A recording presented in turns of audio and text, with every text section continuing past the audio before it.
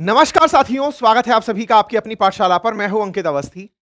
साथियों, राजस्थान के अंदर एक पर्वतमाला है जिसका नाम है अरावली। राजस्थान में है, ये बात मैं क्यों बोल रहा हूं? क्योंकि उसका मेजर हिस्सा राजस्थान में है। वैसे भारत के 4 राज्यों से, उनमें से एक यूनियन टेरिटरी है। गुजरात, हरियाणा, राजस्थान और दिल्ली, इन 4 में एक पर्वत श्रृंखला है जिसका नाम है अरावली।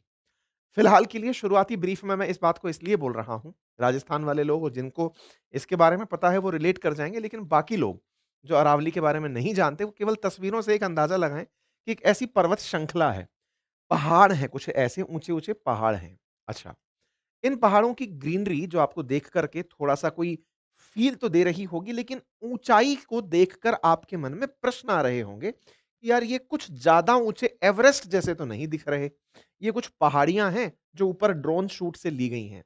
कई बार जब मैं आपको राजस्थान के अलवर से वीडियोज़ बनाकर डाल रहा होता हूँ, मैं अरावली की मतलब अरावली की जो अलवर में रेंज है उसके टॉप पर जब वॉक करने गया होता हूँ, हाइकिंग करने गया होता हूँ, उसके मैंने आपके सामने कई बार वीडियो शेयर किए हैं। एनीवे, आज के सेशन में ज़िक्र इस बात का है कि जो अरावली है, चूँकि ये राजस्थान एनसीआर का हिस्सा है, दिल्ली, गुड़गाँव, हरियाणा के बहुत सारे वो हिस्से, जहाँ से आजकल दिल्ली की कनेक्टिविटी बहुत अल्टीमेट है।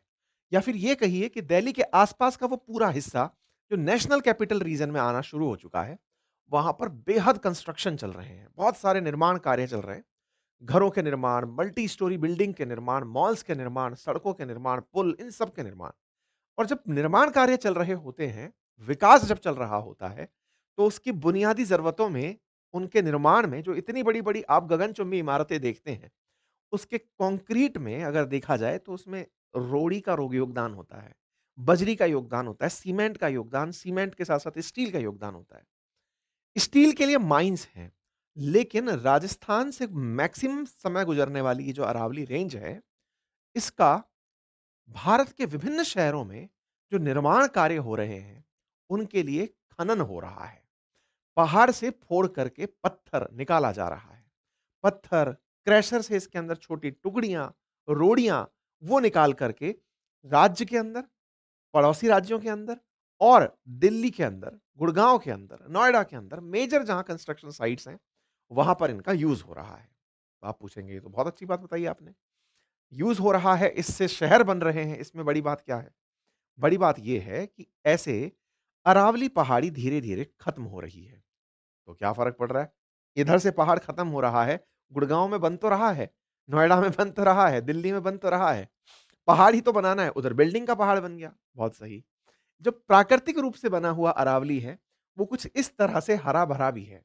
आप कहेंगे अरावली राजस्थान में है तो हरा-भरा कैसे है? इसकी पूरी ज्योग्राफी है, मैं आपसे डिस्कस करूँगा। फिलहाल के लिए ये समझिए कि ये जो ज्योग्राफी का अंदर आप साइड देख रहे हैं, अरावली की जो तस्वीरें आप देख रहे हैं, ये दिल्ली के आसपास के वो क्षेत्र हैं, जो हरे-भरे हैं। टाइगर रिज़र्व के अंदर Ranthambore tiger reserve, Sariska tiger reserve, Mukundra hills, वो इसी अरावली में है। यहाँ पर बड़ी मात्रा में टाइगर्स पाए जाते हैं। बढ़िया ग्रीनरी है। इस ग्रीनरी के अंदर बहुत अच्छे से पॉल्यूशन कंट्रोल होता है। मेरे प्यारे साथियों, विकास के साथ-साथ पर्यावरण के साथ जो खेला हो रहा है, उसे इंसान समझ नहीं पा रहा है। खनन करने वाले खनन करना चाहते हैं ताकि वो निर्माण में पैसे निकाल सकें। वहीं पर्यावरण का, यानी कि क्योंकि खनन सबकी ज़रूरत नहीं है, सबकी हाई राइज़ बिल्डिंग ज़रूरत नहीं है। ऐसे में वो लोग जो इस अरावली के चलते प्रदूषण से पीड़ित हैं, वो लोग स्वच्छ हवा चाहते हैं। स्वच्छ हवा की कहानी मैं क्यों कह रहा हूँ? दिल्ली के आंकड़े बताते हैं कि यहाँ का एक्यूआई नेक्स्ट लेवल पर जा चुका है। इंटरनेशनल लेवल के अंदर ये न्यूज़ छपने लगी है कि India is a rising power but breathing in its capital is hazards. Lethal smoke is back in world most polluted capital. Bharat की जब-जब चर्चा होती है तो दिल्ली की एयर क्वालिटी के बर्बाद होने की चर्चा होती है। कहा जाता है कि इतनी पुअर एयर क्वालिटी, ये दिल्ली का इंडिया गेट जिसको आप देख रहे हैं, आप उस पर फॉग की वजह से, स्मॉग की वजह से हुआ ये नज़ारा देख सकते हैं। दिल्ली में पॉल्यूशन की इस तरह की तस्वीरें बड़ी कॉमन हैं। मीडिया में इस तरह की हेडलाइन्स बड़ी कॉमन हैं और इन हेडलाइन्स को देखकर आप अंदाज़ा लगा सकते हैं, कि ये जो पॉल्यूशन है, ये दिल्ली ही नहीं, पूरे देश के पॉल्यूशन से निपटना पूरे देश की ज़रूरत है। क्यों ज़रूरत है साहब? दिल्ली वालों की दिक्कत है, हमारी थोड़ी है। जब आप इस तरह की खबरें देखते हैं कि भारत की एक कैपिटल, भारत की एक ही कैपिटल होगी डेफ़िनिटली, और वो कैपिटल पूरे वर्ल्ड के अंदर इसलिए क्रिटिसाइज़ की जा रही है कि यार इन लोगों को रहना नहीं आता है। ये लोग इस तरह से रह रहे हैं कि पॉल्यूशन इनसे हैंडल नहीं हो रहा है। ये जो तस्वीरें आप देख रहे हैं, इन तस्वीरों का आप अंदाज़ा लगाइए कि ये अरावली हिल्स जो आज पॉल्यूशन को रोकने में काम आ रही हैं, उन्हें खत्म होने पर अगर रियलाइज़ किया जाए तो पॉल्यूशन का स्तर सोचिए क्या होगा। मैं ये लाइन क्यों बोल रहा हूँ? क्योंकि जब आप इन्हें देखते हैं तो यहाँ की हरियाली देखते हैं। हरियाली से आप ये समझते हैं कि ये पॉल्यूशन रोकने के काम आती होगी। जो चीज़ पॉल्यूशन रोकने के काम आती हो, सोचिए कि अगर वो अवैध खनन की शिकार हो जाए, ये खनन का हिस्सा हो जाए, तो क्या आपको नहीं लगता कि दिल्ली के जो रिज़ल्ट हैं, वो बहुत खतरनाक होंगे? ना केवल पॉल्यूशन, आज हम समझेंगे इस सेशन में कौन से ऐसे परिणाम, घातक परिणाम होंगे अगर अरावली खत्म हो गया। आपके दिमाग में प्रश्न आएगा, समझ ही नहीं आ रहा है अरावली खत्म हो गया, अरावली खत्म हो गया, ये बोल क्यों रहे हो? बोल इसलिए रहे हैं क्योंकि हाल ही में सरकार के द्वारा अरावली की एक परिभाषा दी गई है और उस अरावली की परिभाषा ने इस समय देश में एक विवाद छेड़ दिया है। Road to hell is paved with good intention, Congress इस तरह से सरकार से सवाल कर रही है। तो आज के सेशन में ये सुप्रीम कोर्ट ने अरावली की कौन सी परिभाषा ऐसी मान ली जिसके चलते अरावली खत्म हो जाएगा, ये चर्चा हो रही है। और साथ ही साथ इस बात की चर्चा है कि इस तरह के आदेश खनन माफिया को लाभ पहुंचाने के लिए हैं। निर्माण में लगे हुए, जो कंस्ट्रक्शन में लगे हुए बड़े-बड़े हाउसेज हैं, उनको लाभ पहुंचाने के लिए हैं। तो आइए पूरा विस्तार से चर्चा करते हैं। फिलहाल के लिए भारत का एक मैप देख लीजिए। भारत के मैप में 4 राज्यों को मार्क कर लीजिए। गुजरात, राजस्थान और इस गुजरात, राजस्थान के साथ-साथ निकलता हुआ हरियाणा और फिर दिल्ली। कुछ इस तरह से भारत के अंदर एक पर्वत श्रृंखला पाई जाती है। ज्योग्राफी के छात्र इसे बहुत अच्छे से सुनते आए हैं। राजस्थानियों के लिए तो ये बिल्कुल उनकी आन बान शान की बात है, क्योंकि उनके किसी भी एग्जाम में यहां से कोई सवाल ना आए, हो नहीं सकता। मैप को जब हम पढ़ते हैं तो कुछ इस तरह से पढ़ते हैं कि ऊपर उत्तर, नीचे दक्षिण, राइट में ईस्ट, लेफ्ट में वेस्ट पढ़ा जाता है।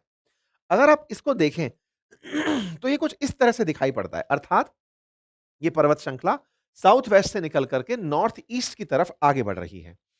जब भारत में आने वाले मानसून की जिक्र करते हैं तो भी हम ये पूछते हैं कि भारत में मानसून साउथ वेस्ट दिशा से आता है। साउथ वेस्ट से मतलब कुछ इस तरह से भारत के अंदर मानसून अरब सागर वाली साइड से चलकर आता है। तो साउथ वेस्ट मानसून से जो भी ह्यूमिड वायु निकल कर आई है जिसकी वजह से बारिश होगी, उसकी दिशा और इसकी दिशा साउथ वेस्ट से नॉर्थ ईस्ट दोनों एक साथ पैरेलल होने के कारण हम राजस्थानी अक्सर ये कहते हैं कि राजस्थान में अगर ये पर्वत यूं रहा होता तो ये इतनी बारिश किया होता कि राजस्थान केरला से भी ज्यादा ग्रीन होता। अगर ये पर्वत इस तरह इसके समानांतर ना हुआ होता और इस पर्वत की लोकेशन जैसे विंध्याचल या फिर वेस्टर्न घाट है ऐसी रही होती, तो राजस्थान में शायद थार डेजर्ट ना होता। पर आप इसको चेंज नहीं कर सकते, ये तो थ्योरीज है। ऐसे में अरावली का साउथ वेस्ट मानसून के समानांतर होने के कारण ये हर सारी की सारी पवनें जाकर रुकती हैं। साउथ वेस्ट मानसून से निकली मानसून की पवनें माउंट, ये जो अपना हिमालय पर्वत है, इसके पास जाकर रुकती हैं। और जब ये हिमालय पर्वत से जाकर के आर्द्रता लिए हुए हवाएं टकराती हैं तो यहां पर बर्फ गिरती है, यहां पर बारिश होती है। हिमाचल प्रदेश, उत्तराखंड, जम्मू कश्मीर, ये तमाम वो राज्य हैं जहां पर हिमालय है और वहां पर आप तेज बारिश की, बर्फ गिरने की खबर सुनते हैं। यही कारण है कि हिमालय से निकलती हुई नदियों में आप गंगा, यमुना का जिक्र सुनते हैं। कुल मिलाकर सिंधु, गंगा, यमुना इस साउथ वेस्ट मानसून के कारण है। तो अगर ज्योग्राफी इतनी सी आप समझ पा रहे हो, जो मैं यहाँ पर मतलब इस सेशन के हिसाब से समझा रहा हूँ वो ये कि अरावली पर्वत समानांतर है साउथ वेस्ट मानसून के, जिससे यहाँ पर माउंट एवरेस्ट तक हवा पहुंचती है। खैर सॉरी, माउंट एवरेस्ट कहिए या हिमालय कहिए, उस तक हवा पहुंचती है। अब अरावली का जिक्र क्यों हो रहा है? अरावली का जिक्र इसलिए हो रहा है क्योंकि अरावली के एक हिस्से पर फिर भी इन साउथ वेस्ट मानसून के चलते बारिश होती है। कौन से हिस्से पर बारिश होती है? जो अरावली है, उसका साउथ ईस्ट सारा साइड वाला जो हिस्सा है, जो कि साउथ वेस्ट मानसून के संपर्क में आता है, इस वजह से राजस्थान 2 भागों में बँट जाता है। राजस्थान 2 भागों में बँट जाता है, इससे क्या मतलब है? आप ऐसे देखिए, ये राजस्थान है, राजस्थान का एक पूर्वी हिस्सा और एक पश्चिमी हिस्सा। राजस्थान का जो पूर्वी हिस्सा है ना, जिसमें अलवर आता है, जिसमें आप ये जयपुर जैसे मैं बात कर रहा हूँ, ये सारी जगह जो हैं, यहाँ पर तुलनात्मक रूप से हरियाली है। थार डेजर्ट यहाँ पर नहीं है। ये वाला जो क्षेत्र आप देख रहे हैं, पश्चिम की साइड वाला इधर की तरफ डेजर्ट है। कारण मैं बता चुका हूं क्योंकि मानसून यहां तक नहीं पहुंच पाता। ये जो डेजर्ट है ना, कहते हैं कि डेजर्ट की आदत होती है वो आगे बढ़ता है, मार्च पास्ट करता है, वो बढ़ता है आगे। अरावली उसको रोक कर रखा हुआ है। एक तो साउथ वेस्ट मानसून से बारिश कराता है पूर्वी राजस्थान में, और पश्चिम वाले जो डेजर्ट है उसको पूर्व की तरफ आने से रोकता है। ये सारी जानकारी राजस्थानियों के लिए बड़ी कॉमन होगी, लेकिन जो मेरे अन्य साथी पूरे देश भर से मुझे सुन रहे हैं वो इसे रिलेट कर पाएंगे ताकि हम मुद्दे पर पहुंच पाए। अब पॉइंट ये है कि ये जो आप अरावली देख रहे हैं, इससे राजस्थान में बहुत लाभ है कि हम पूरे राजस्थान वाले रेगिस्तान में नहीं रहते। विशेष रूप से जो बाहर से आकर के राजस्थान घूमने आते हैं, उन्हें बड़ा अचरज होता है, कि यार तुम्हारे यहाँ पर इतना पानी कैसे है, नदियाँ कैसे हैं? क्योंकि एक साइड वो है, जहाँ पर इनका बढ़िया एक्सेस है। चलिए साहब, ये अरावली कुल मिलाकर 692 किलोमीटर लंबी है और राजस्थान, गुजरात, हरियाणा, दिल्ली 4 राज्यों में होती हुई जाती है। गुजरात से शुरू होकर के जब ये दिल्ली तक जाती है, तो दिल्ली के जो फेमस रायसीना हिल्स है, उसी पर आप राष्ट्रपति भवन देखते हैं। कई बार फिल्मों में आपने इस जगह पर चलती हुई गाड़ियों को देखा होगा, ये हल्की सी उठ करके जा रही होती हैं, ऐसा लगता है स्लोप के ऊपर जा रही हैं। ये जो स्लोप पर बना हुआ राष्ट्रपति भवन है, जो ऊंचाई पर दिख रहा है, ये अरावली के सबसे आखिर कोने पर बना हुआ राष्ट्रपति भवन है। इस तरह से अरावली को 3 भागों में बाँटा जाता है। सबसे दक्षिण में यानी कि नीचे की तरफ वाला जो भाग है वो दक्षिण अरावली, मध्य अरावली और उत्तरी अरावली यानी कि जो दिल्ली वाली साइड है। उसकी औसत हाइट कम है, 450 मीटर तक है। मिडिल अरावली की हाइट 7 500 से 700 मीटर है और जो एवरेज एलिवेशन है सदर्न का, दक्षिण वाले का, वो 1000 मीटर के आसपास बताया जाता है। ये केवल थ्योरेटिकल पर्पज़ से आप समझ लीजिए। यहाँ पर जो आप रायसीना हिल्स देख रहे हैं, इससे आप अंदाजा लगाइए कि दिल्ली के बहुत से हिस्से, विशेष रूप से दक्षिणी दिल्ली, जिसको साउथ दिल्ली के नाम से लोग पॉश इलाकों में कंसीडर करने के लिए नाम साउथ दिल्ली बोलकर चलते हैं, वहां पर जो ग्रीनरी है, वो असल में अरावली के ऊपर ही बना हुआ ग्रीनरी है। उस पर ही पड़े हुए पेड़ हैं, जिन्हें रायसीला हिल्स के नाम से जाना जाता है। कुल मिलाकर अब तक आप समझ चुके होंगे कि मरुस्थलीकरण को रोकना हो, क्लाइमेट को कंट्रोल करना हो, और अरावली में चूंकि ग्रीनरी देखी है तो निश्चित ही पानी भी गिर रहा है। पानी गिर रहा है तो वाटर कंजर्वेशन हो रहा है। बायोडायवर्सिटी, जैसे मैंने आपसे कहा कि यहाँ पर टाइगर रिजर्व है। पॉल्यूशन को कंट्रोल करने के लिए जिस तरह से अरावली है, अरावली पॉल्यूशन कैसे कंट्रोल कर रही है आप समझिए। दिल्ली के लिए ये कैसे वरदान है कि जब पश्चिमी राजस्थान से चलती हुई हवाएं निकलती हैं, तो सैंड अरावली में ही अटक जाती है और वो ऊपर तक उठ नहीं पाती। वहीं दूसरी तरफ पार्टिकुलेट मटेरियल जो पीएम 2.5 है, वो अरावली के जो पेड़ पौधे हैं वो उसे सोखते हैं, रोकते हैं, अपने ऊपर बिठा लेते हैं, नेट का काम करते हैं, नेचुरल नेट का काम। ऐसे में दिल्ली के लिए अरावली एक बहुत बड़ा प्रोटेक्शन है, जिसे आप इस तरह से समझ सकते हैं।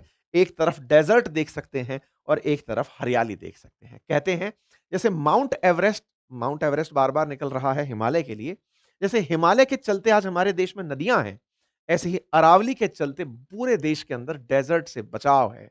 अदरवाइज ये डेजर्ट कहां तक पहुंचता है, ये अपने आप में ज्योग्राफी का विस्तार पूर्वक डिस्कशन करने वाला विषय है। आपको अगर ज्योग्राफी में इंटरेस्ट है, तो आप हमारा ज्योग्राफी का कोर्स ले सकते हैं। मैंने उसमें कंप्लीट ज्योग्राफी पढ़ाई हुई है अपनी पाठशाला एप्लीकेशन पर, बेसिक से लेकर के बिल्कुल यूपीएससी स्तर तक जो आपको चाहिए पूरी एनसीईआरटी से। आप उस कंप्लीट कोर्स को हमारे जीएस फाउंडेशन बैच से ले सकते हैं। लिंक उस एप्लीकेशन का कमेंट बॉक्स में, और जो पढ़ाया हुआ है उसके नोट्स भी उपलब्ध हैं, आप उन्हें भी घर पर मंगा सकते हैं। खैर, फिलहाल के लिए आज रायसीना हिल्स और इस बीच में सुप्रीम कोर्ट, ये कहानियों में है। और चर्चा का विषय क्या है, हम इतनी सारी भूमिका क्यों बनाए, इतनी देर तक भूमिका क्यों बनाए? क्योंकि अब अरावली किसे कहा जाएगा, यह विवाद का विषय है। बोले क्यों? हाल ही में सरकार के द्वारा सुप्रीम कोर्ट के सामने एक एफिडेविट प्रस्तुत किया गया है। इंडियन एक्सप्रेस की छपी खबर के अनुसार अरावली जमीन से 100 मीटर ऊपर की ऊंचाई वाले जो पहाड़ हैं, आसपास की जमीन से 100 मीटर ऊंचाई की हाइट वाले जो पहाड़ हैं, उन्हें ही अरावली कहा जाएगा। ऐसा सुनने के बाद आप कहेंगे 100 मीटर मतलब लगभग 325 फीट। सर इतना तो होना भी चाहिए ना। अगर इतनी हाइट का कोई पहाड़ है तो अरावली कहलाएगा, इसमें गलत क्या है इन 4 पहाड़ों में, 4 राज्यों में? बिल्कुल सही सोच रहे हैं आप। अगर ऐसा है तो सर इसका मतलब तो अरावली की परिभाषा बहुत व्यापक हो गई। नहीं, व्यापक नहीं हुई। इसका अंदाजा आप इससे लगाइए कि अरावली की अगर पूरे चारों राज्य में 10,000 अगर चोटियां हैं, तो उन 10,000 चोटियों में से केवल 1,000 चोटियां ऐसी हैं जो ये 10 मीटर का, ये 100 मीटर का क्लॉज पार कर पाती हैं। अर्थात ये 100 मीटर की जो हाइट बताई है, ये एग्जैक्ट फिगर कहूं तो 8.7% ऐसी हिल्स हैं अरावली की जो अरावली के 100 मीटर औसत हाइट से ऊंची हैं। इसका मतलब सरकार ने जो एफिडेविट सुप्रीम कोर्ट के सामने रखा है, उसके अनुसार 100 मीटर से नीचे की तमाम पहाड़ियां अब अरावली नहीं होंगी, और अगर वो अरावली नहीं होंगी तो क्या उनमें खनन किया जा सकेगा?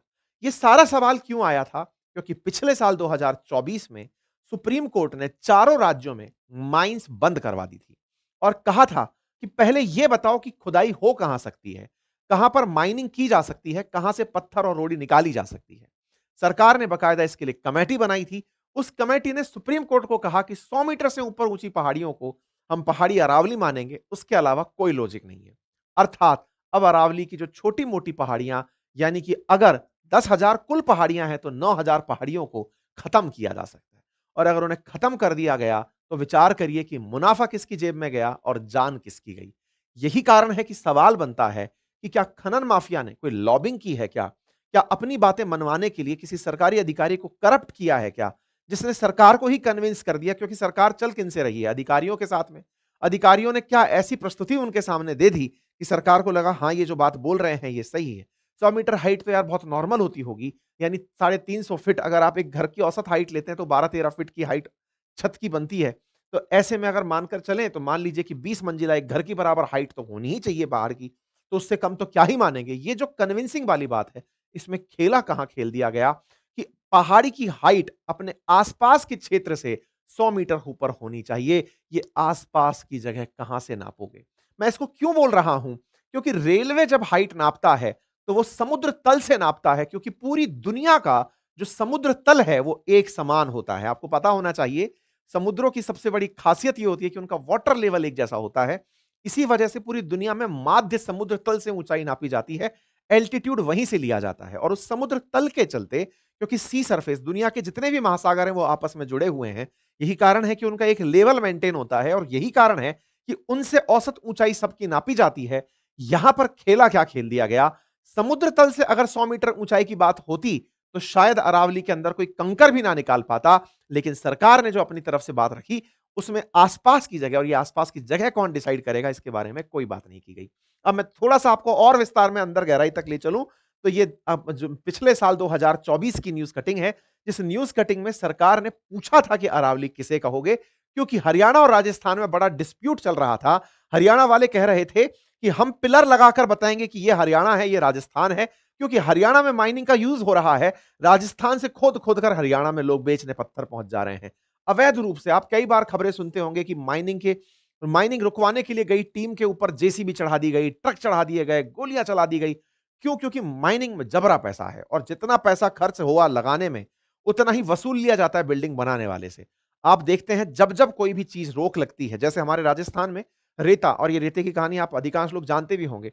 अगर किसी रिवर के अंदर से डस्ट निकाली जा रही है, बजरी निकाली जा रही है, तो उस बजरी को अगर पुलिस रुकवा रही है नदी संरक्षण के नाम पर, तो पुलिस की पॉकेट में जो दिया गया, विभाग की जेब में जो दिया गया, वो कंज्यूमर तक पहुंचेगा। यानी कि इनडायरेक्ट टैक्सेशन हमारे देश में भ्रष्टाचार करता है। तो वो इनडायरेक्ट रूप से जो टैक्सेशन लगता है, वही बजरी का ट्रक अगर रोका नहीं लगा होता, यानी कि रेस्ट्रिक्शन नहीं होते, तो शायद 5,000 का जो ट्रक मिलता, ट्रैक्टर मिलता, वो 10,000 रुपए का हो जाता है, क्योंकि बढ़ते-बढ़ते रिश्वत आ रही है।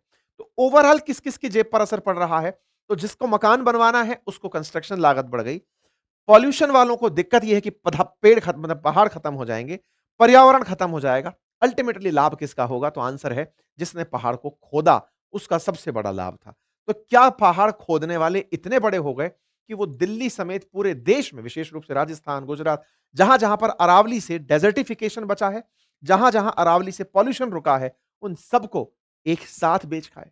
ये सवाल इसीलिए है क्योंकि इंडियन एक्सप्रेस की एक रिपोर्ट में ये लाइन पूछी गई कि ऐसे तो 90% अरावली खत्म हो जाएगा। और जब इंडियन एक्सप्रेस की रिपोर्ट ने यह बात खोजकर निकाली, क्योंकि सरकार ने अपनी तरफ से जो डॉक्यूमेंट प्रस्तुत किया, उसके अंदर 1048 ही ऐसी पहाड़ियां निकलकर आई जो कि 100 मीटर से ऊपर की थी। यही कारण है कि अरावली की इस रिपोर्ट के चलते पूरे देश में बहस शुरू हो गई है।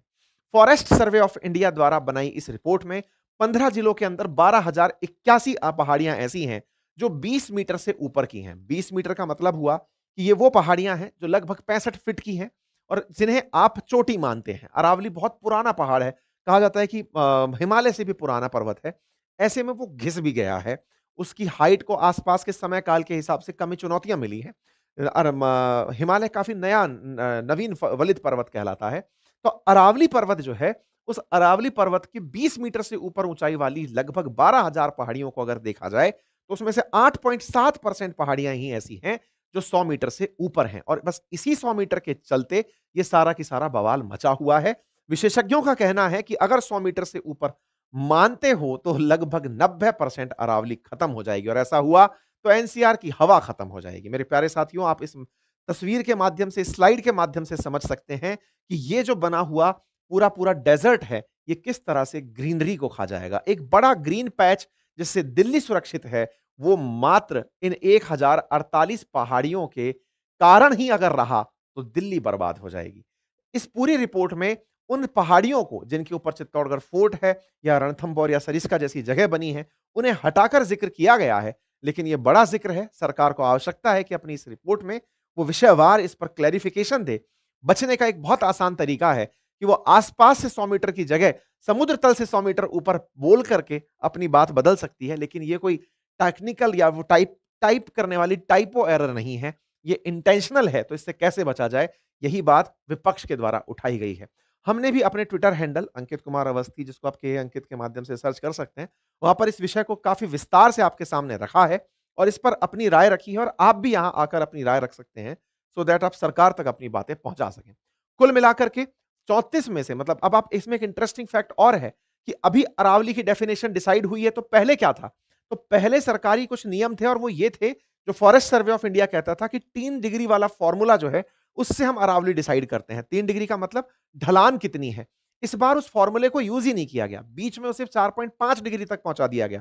इस बार सीधा सफा कर दिया कि 100 मीटर हाइट से ऊपर है, तो हम अरावली मानेंगे। लेकिन खेल यहाँ पर एवरेज एलिवेशन समुद्र तल से ना होकर आस-पास की जगह से होने के कारण यहाँ पर बहुत सारे पहाड़, पर्वत खत्म कर दिए जाएँगे। उम्मीद है कि अब आप इस बात को समझ पाए हों। अगर ऐसा है तो ये भी जान लीजिए कि ये किसकी करामात है, तो geological survey of India, central empowered committee, जिन्होंने ये रिपोर्ट तैयार करके सरकार को दी है।